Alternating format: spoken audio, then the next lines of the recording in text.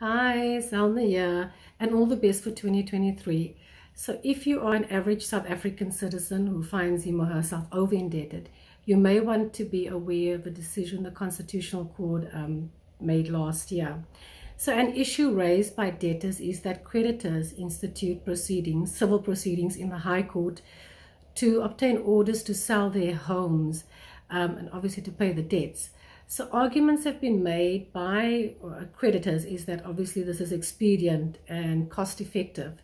But at the same time, the debtors has said that, well, this impedes our right to access to justice, as the high courts are not as accessible as the magistrates court. So there's maybe 14 high courts and over 400 magistrates courts.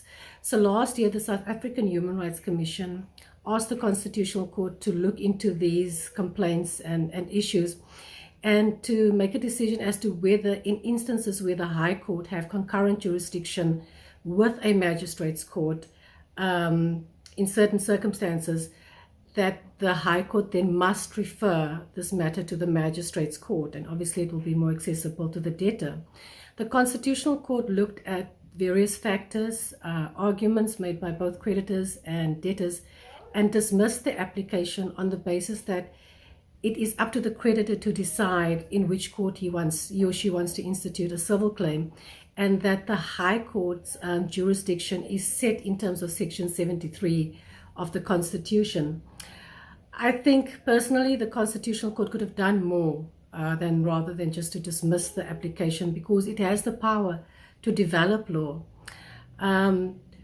But it's not all bad news. There is a lower courts bill that the Department of Justice published last year for comment, and this bill has the potential to look at the issues raised in this judgment and address it.